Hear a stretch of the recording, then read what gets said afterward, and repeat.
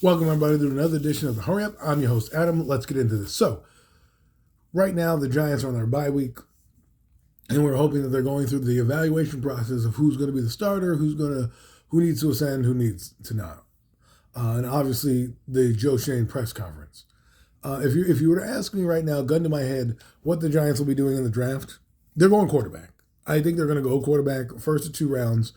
I'm circling a couple guys, and I'm going to go out on a limb here, and this is not really that far of a limb, but look for a guy like Bo Nix, look for a guy like J.J. McCarthy, and look for a guy like Jaden Daniels to be kind of the guys that people look for. I know a lot of people are talking about Jaden Daniels, and you hear many different people who aren't really scouts, content creators, giving their opinions on why they got certain guys. Listen, Jaden Daniels, for every flaw that he has, there are many things that are going up. The guy I'm starting to fall in love with more, I guess you could say, is Bo Nix. The things I'm seeing out of him, what he's doing, his body mechanics, the way he's throwing the ball off on the run, on a rope downfield, those are things you can't teach, right?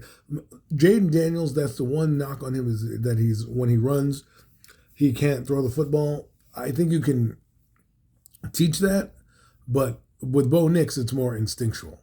With Bo Nix, it's already there. It's already innate. He's doing it. So that's why I would take a guy like him. Jamie McCarthy, very similar to Bo Nix, just a little younger. I know a lot of people are getting on this age thing. Oh, Bo Nix is 24.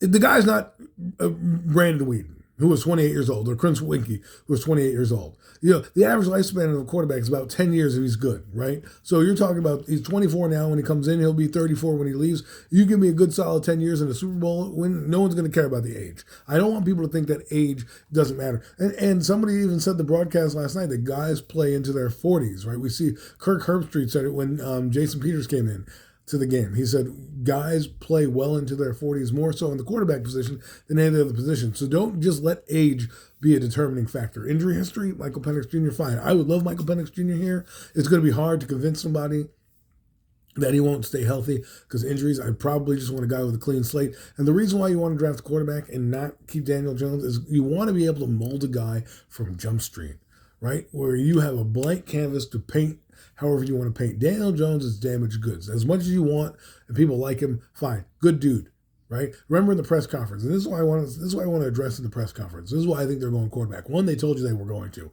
Every year they told you they were going to draft a position, they're going to draft. They've drafted it, right? They told you they were going to draft a position. They said free agency wise, they want to bring in a backup quarterback. To me, that's the dumbest thing you could do. If you're not going to bring a quarterback in here, that's like someone said Tyler Huntley recently. I would bring in a Tyler Huntley over Jacoby Brissett. One, because Jacoby Brissett is going to cost you more money. And two, I want a guy like a Tyler Huntley that if he happens to do well, maybe we hitch our wagons to this guy going forward and he can be the guy of the future. I don't know if he's a franchise guy, who knows? But that's what I mean. I want a guy with some upside, not a guy that I've seen plateau or come in here. Another thing is, and somebody said that backup quarterback is the most important position. Well, why am I going to not spend resources there, right? Bringing a guy like Jaden Daniels or J.J. McCarthy or Bo Nix or, whoever comes up the draft board, because there's going to be a couple guys invited to the Senior Bowl and a lot of these games that are going to rise with the board, right? If you're going to fully commit to Daniel Jones, I'd rather have you bring in a guy like, let Tommy DeVito come in and then bring in a guy like a Joe Milton, right, in the 4th round to draft a guy who has immense potential, who you can bring in here and develop. If he starts, you have a guy in here. The Giants are going to, I believe, bring a guy in here, right? A guy with some potential. Look what they did. And don't let a 5th round pick deter you. That doesn't mean the guy can't develop into something. It just means they're not using as much resources. I'm not saying Joe Milton's going to come in and be a franchise guy. No, what I'm saying is if the Giants want to take the shitty route, which I don't want them to do, I want them to get a quarterback in the first 2 rounds. Now, Milton could be that guy after the combine happens and the pro days. He might start to rise up people's boards. And that's another target. Let's say he's a 5th round pick now that you say, oh, he's 6'4", he's 240 pounds. He ran a 4.5 in the 40, right? He made all the throws that we needed to, right? He looks good. He had a solid season at Tennessee, right? And you deem him in the 2nd round, take him and develop him.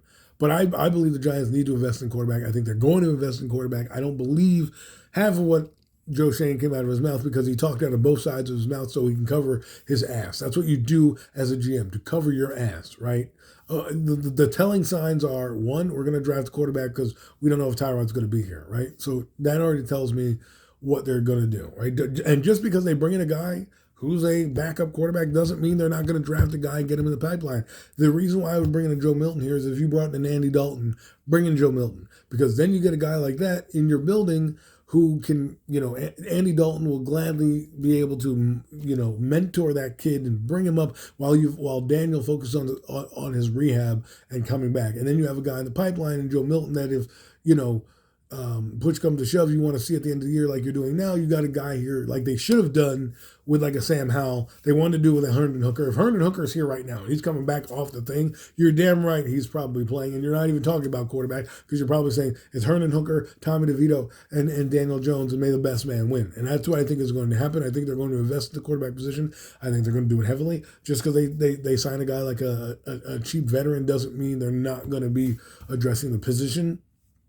They brought in cornerbacks last year. Listen, remember, Fabian Moreau was here, right? Adoree Jackson was here. They said that they needed a cornerback. They traded up and got their guy in the first round, right? They said they needed an offensive lineman. They got one. They needed an edge rusher. They got one. I think they're going to go get a quarterback. Now, I want them to use resources on a guy. Like, let's say you get Bo Nix in the second round. I don't think they're going to do that. I think a strong possibility is a trade down. What they're going to do is Jaden Daniels going to fly up draft boards, as well as J.J. McCarthy. I think they'll trade down a few picks, grab a couple more picks, and then pick a guy. Because I ask myself this question. Everyone keeps telling me, Joe trade Leonard draft. Why did you trade Leonard Williams for a second-round pick if you're not going to use that pick for ammunition? Everyone else, I've talked to some people like, they can trade up and get a guy. I understand that. I 100% agree. And that's what they used a lot of the 11 picks that they acquired from Dave Gettleman's era and Joe Shane's first drafting to move up and get guys like Jalen Hyatt. Remember, they only ended up with like 7 picks when it was all said and done, right? But they started out with 10. Right now they have 8. And to me, it's like if you didn't think you need a quarterback, there was no need to trade Leonard Williams now to then do, because you could easily have traded down in the first round and acquire more picks, which I think they might do. Right? Which is could be something that they think about. Some people say, well, why don't they trade up? I mean, the board is going to be the board. Things are going to happen. People are going to slide. Will Levis was supposed to be a first-round pick. He slid. There's potential out there. Think of all the possibilities that could be there. But think of this. Why trade a guy at the deadline if you didn't think that you were going to get a quarterback? Why trade? I mean, because you could do – because to me, I look at it like this. If the Giants are sitting there and they're going to go 100% with Daniel Jones – and you kind of predetermine this, right? And you ask Leonard Williams that he doesn't want to go, then and you don't have a pick, what are you doing, right? You trade Leonard Williams for a premium second-round pick to do what? To trade up and get a lineman? Come on, let's be real here. I think they did it for a quarterback. That's why I believe they're going to take a quarterback. I believe they're going to try to stay pat where they are. It could be one of those things where they try to trade back up into the first round, which is something I could see them doing. I also see them could trade back down in the first round to, like, let's say 15, pick up J.J. McCarthy because it's less of a hit because he's not in the top 10. You don't necessarily have to, quote unquote, start him if he's there. Like, look at Jordan Love, for example, right? Late round pick. I'm not saying that he's in the same situation because Aaron Rodgers is the Hall of Famer. Daniel Jones is a Hall of Trash. He should be the Hall of Fame of trash because he's not good. But what I'm saying is, optically it looks easier if you get a guy 15. You don't have to push him in the forefront. You can do whatever you want. So many different scenarios. Let the season play out. I'm not trying to be one of those guys rah-rah and advocating for the playoffs because I don't want to be one and done because his offense is putrid. I don't think we're going to do much against these bigger, better teams in the stretch, and it's been proven on the season. We have 4 wins against some lowly-ass competition, Commanders twice, Patriots, and the Arizona Cardinals, not your murderer's row of teams winning, right? So we could talk about, Bills, blah, blah, blah, blah. I don't care about that shit. At the end of the day, I believe we're going to be in the top 10 at least, and I think they need to do their due diligence and get a guy in here, whether it's first or second round, spend some pick on him, and get your guy in here to develop going forward. I also think it saves your job. That's what I believe. If you don't get a quarterback, your job's not saved. But anyways, this has been another edition of Hurry Up. You can find me on the NFC East Real Deal, the Real Deal NFC East Roundup with Mac the Giant Fan We go over everything NFC East, as well as premium takes where we go over a lot of things, whether it be WWE to UFC to the NFL. Tune in Friday nights at 9 p.m. Look out for that. Hope you enjoyed this one. Thanks so much.